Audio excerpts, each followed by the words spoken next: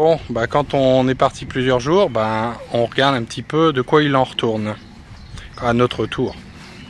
Bon, je suis très content parce que la lavande, elle a bien poussé. Bon, par contre, la sauge, elle fait un peu la tronche, mais la sauge, nickel. La pelouse, de son côté, elle n'a pas trop poussé, ça va encore.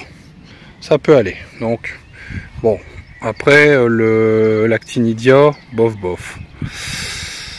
Sinon, le reste, ça va. Au niveau de la pelouse, il n'y a pas de problème. Ça pousse, ça pousse. Le figuier, c'est nickel. Le figuier, il pousse bien. Donc, c'est parfait. Et puis, ma grande joie, c'est que le magnolia, il pousse bien aussi. Parce que franchement, en début de saison, j'avais peur parce que les feuilles, franchement, elles faisaient la tête. Bon, par contre, on voit qu'il y a des monticules en plus. Donc nos chers ratopiers s'amusent bien. Les cerisiers ça va, mais bon, les cerises sont pas mûres. Bon alors j'avais une parcelle que j'avais semée de la facélie. Et ben ça a marché. On a de la facélie, bon elles sont pas toutes ouvertes. Mais on voit que les fleurs de facélie sont là. Et puis ce que je souhaitais, ça se réalise. On a nos petites abeilles qui sont présentes. Mais il faut dire que les graines de facélie avaient quelques années dans les lattes. Donc à mon avis c'est pour ça qu'il n'y en a pas partout. Donc ce qui fait que on a quand même des mauvaises herbes qui ont poussé parmi les facélies. Mais bon, on en a quand même. Hein. Donc c'est bon, c'est le principal. Bon, ensuite le fait de pas être là. Qu'est-ce qui se produit? Ça germe.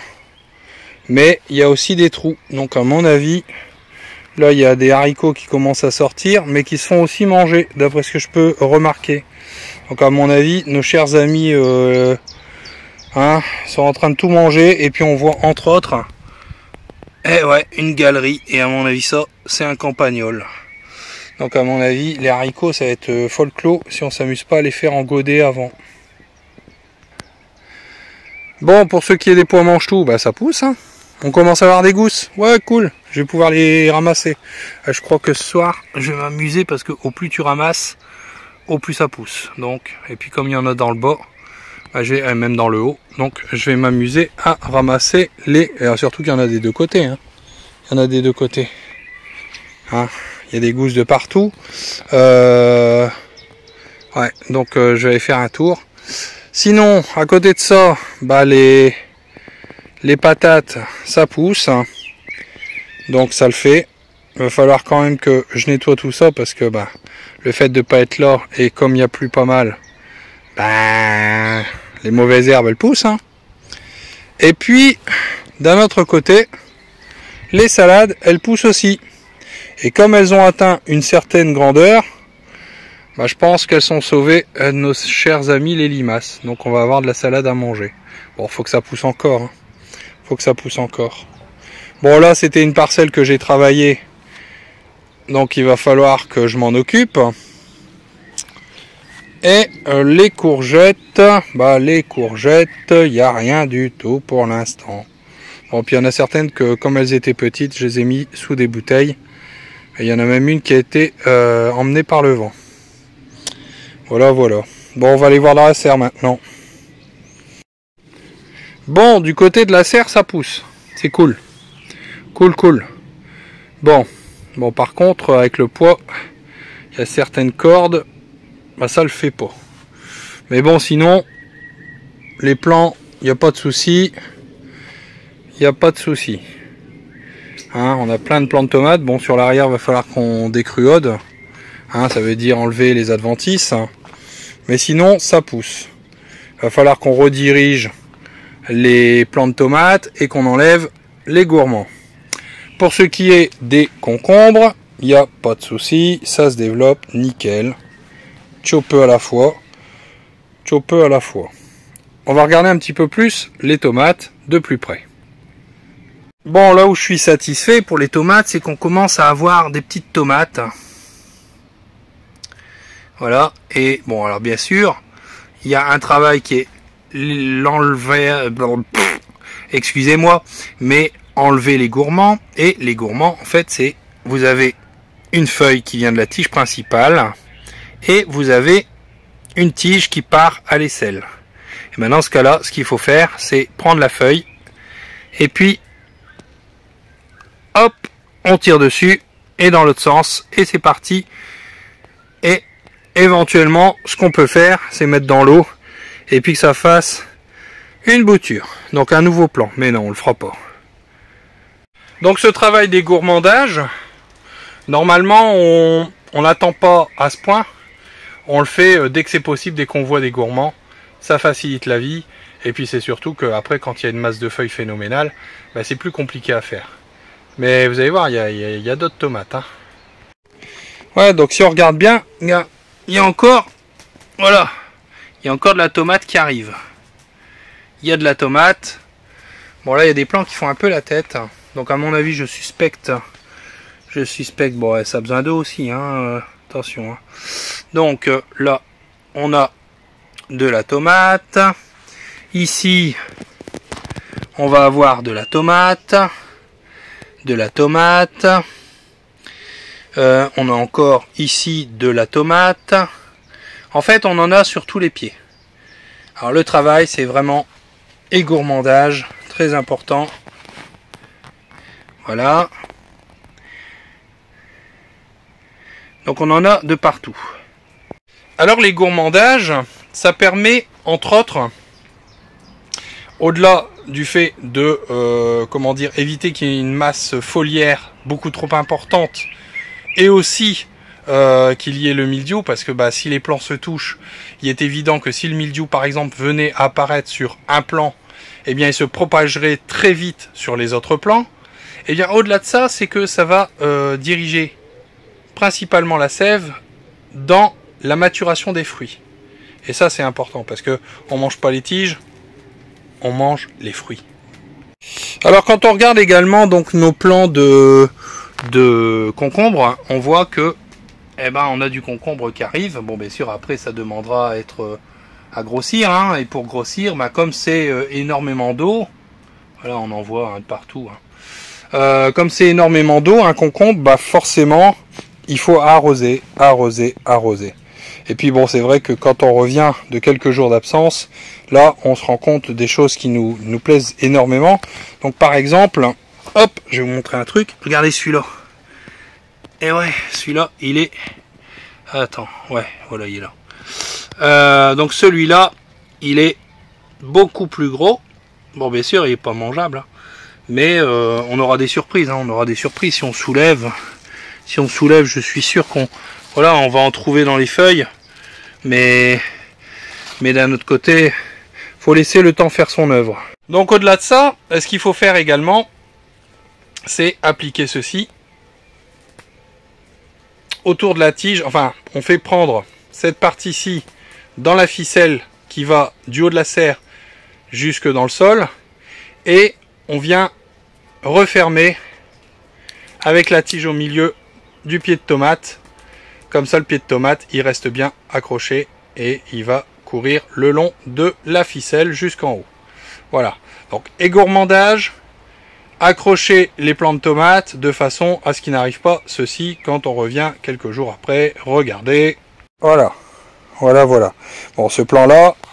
Alors, déjà, premièrement, il faut supprimer ce gourmand. Alors, pour pas qu'il y ait de catastrophe et une porte aux maladies, bah, ce qu'on fait, c'est qu'on va le couper plutôt avec un sécateur et on va rediriger le plan de façon à ce qu'il soit sur la ficelle et on viendra mettre la collerette parce que sinon qu'est-ce qui va se passer? Bah ça on va pas le faire, ils vont tomber par terre. On voit encore qu'il y a de la tomate qui va arriver. Bon, il y en a un peu partout, hein. Là aussi, hein, on voit que ce plan là, bon là on a un énorme gourmand. Hein, comme quoi l'urine ça marche.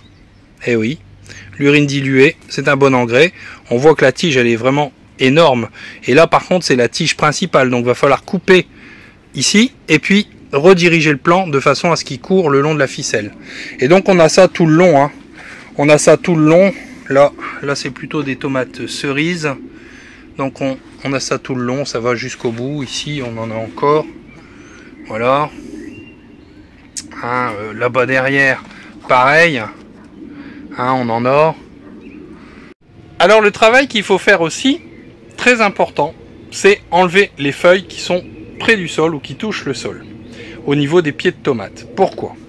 Tout simplement parce que s'il y a de l'humidité, c'est évidemment par les feuilles, entre autres, même si les spores de champignons volent dans le ciel, malgré tout, si vous avez plus de risque d'attraper le mildiou, si les feuilles de vos pieds de tomates touchent le sol.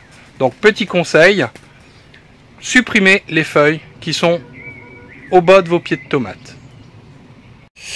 Alors quand j'avais planté, mis mes godets en terre dans des pneus d'orteil du prêcheur, on avait les feuilles basses qui n'étaient pas terribles. Mais on se rend compte que les feuilles plus hautes, elles sont en train de prendre de l'essor. Et ça me plaît beaucoup. Les orteils du prêcheur également qu'on a mis là. Et on en a semé. Mais je me rends compte d'une chose, c'est que là, il n'y en a que quelques-uns qui sortent. On va attendre un peu. Et dans ce pneu, là, j'ai l'impression qu'il y en a certains qui se font manger. Donc, il y aura peut-être un semis supplémentaire à faire. Alors en soi, ça fait que 5 jours. Enfin, je pense que ça fait 5 jours que je suis parti, mais je ne me souviens plus. Donc automatiquement, on va quand même attendre au niveau du semis des haricots pour voir ce qui va réellement sortir. Parce que peut-être aussi qu'il y a certaines graines qui vont mettre 2-3 jours de plus. Puisqu'un semis de haricots, en général, ça germe au bout de 7 jours. Donc on va être un petit peu patient parce que le rôle du jardinier, une de ses qualités logiquement principales, c'est d'être patient. Donc on va attendre un petit peu. Alors les amis, ce que je vais faire, c'est que je vais vous mettre ici. Vous voyez ici, là, il y a mon doigt. Et bien là, je vais vous mettre la liste de ce qu'il y a à semer en ce moment. Car oui, on peut encore semer. Regardez, je vous affiche ça tout de suite.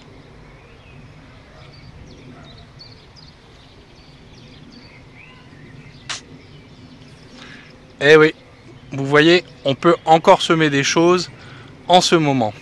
Sachant que pour le mois prochain, je vous montrerai aussi ce qu'il y a à semer. Là, comme j'étais parti quelques jours, bon, hormis ce que j'ai semé directement en pleine terre, je ne pouvais semer la suite. Donc là, je vais m'y mettre tout de suite et puis on verra dans quelques jours ce qu'il y a lieu de faire en plus au potager.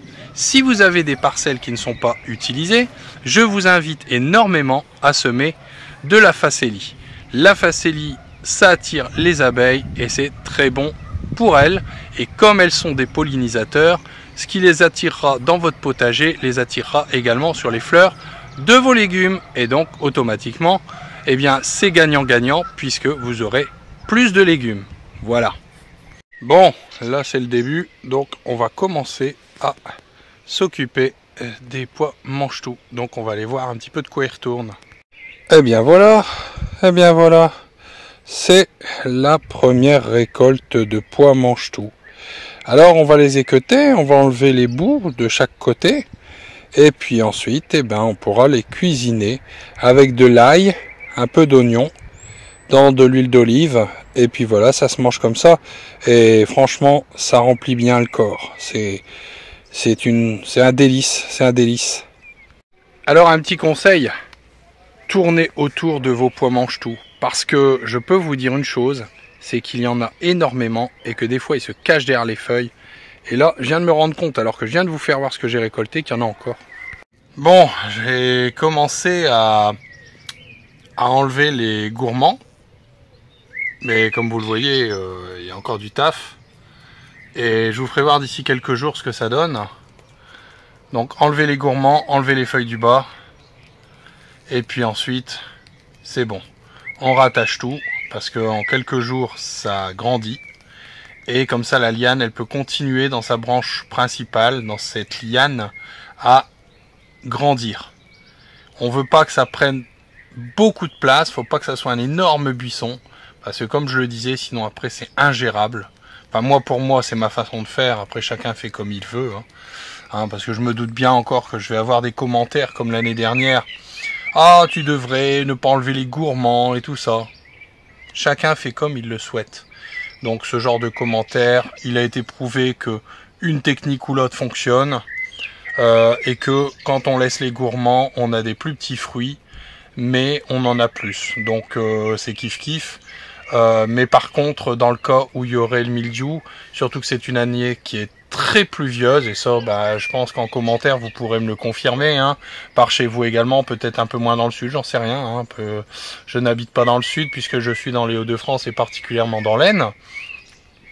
Mais en tout cas, une chose est sûre, c'est que ici, on enlève les gourmands, pour ne pas se choper de maladie. Bon, derrière, je me suis rendu compte qu'il y avait un plant de melon qui était mort de l'autre côté. Mais bon, d'ici quelques jours, tout va être remis en état. Donc, parce que bah ouais, hein, on part 5 jours. Bah en 5 jours, il se passe énormément de choses dans un potager. C'est hallucinant. Puis alors, je vous fais pas voir les mauvaises herbes. Mais ça pousse. C'est un truc de fou. Un truc de fou. C'est bien dommage que ça se mange pas. Alors il y en a qui se mangent, il y en a qui se mangent pas, mais enfin, personnellement, je fais pousser des salades, donc bon, moi j'aime bien les salades, hein. Donc là, les salades, c'est bon, elles ont plus l'air d'être attaquées, donc c'est une bonne chose. Puis là, j'ai pu me faire plaisir en récoltant mes premiers pois mange-tout, et je sais que ça va augmenter de plus en plus, donc ça va être une tuerie cette année. On va avoir du pois mange-tout. J'espère dans quelques jours revenir auprès de vous avec une récolte de haricots qui fonctionne. Croisons les doigts, croisez les doigts pour moi, même les doigts de pied, ce serait super. En tout cas, sur ce, moi je vais vous laisser. Je vous ferai voir d'autres choses dans les jours à venir. Hein, vous avez pu remarquer entre autres qu'on a eu des vidéos un peu différentes. On a eu entre autres la batterie Oukitel qui on m'a dit ça n'a rien de permaculturel. Je viendrai sans doute vous reparler un petit peu de tout ça, parce que en fait moi mon but c'est de partager avec vous des bons plans qui peuvent vous aider au jardin, parce que tout le monde n'a pas l'électricité qui va jusque dans le potager. Moi c'est pour cette raison là, hein, que je vous ai partagé ce partage de produits super intéressant. Au-delà de ça, ça permet de pouvoir le transporter partout, mais bon, ça je vous invite à aller voir cette vidéo. Et si c'est permaculturel, dans le sens où il vaut peut-être mieux utiliser une batterie électrique que d'utiliser un groupe électrogène qui va consommer et polluer, truc de fou. Donc voilà, c'est tout, hein. C'est un petit mot pour ceux qui ont toujours quelque chose à dire. Et la permaculture ne regroupe pas simplement le potager. La permaculture, c'est un tout. Hein, ça parle des écosystèmes, ça parle de tout, mais ça parle aussi donc comment gérer le partage entre les êtres humains. Enfin, c'est pas compliqué, bordel.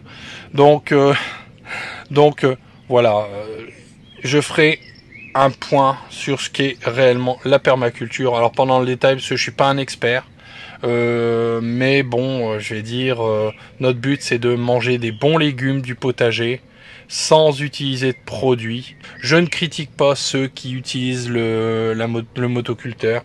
Je leur dis seulement, bon, si vous pouvez, je vais dire, ne travaillez que les premiers centimètres. Mais bon, après, moi j'utilise une motobineuse. Pas systématiquement à chaque fois. Mais en tout cas, ça aide bien quand il faut le faire, et surtout les premières années, parce que je tiens à le rappeler, je ne suis là que depuis quelques années sur ce nouveau terrain. Avant, si vous allez bien plus loin dans les vidéos, vous verrez que j'étais dans des jardins familiaux. En tout cas, c'est là que m'a pris le virus du potager. Sur ce, je vous laisse. Je vous dis à très bientôt les amis pour une prochaine vidéo.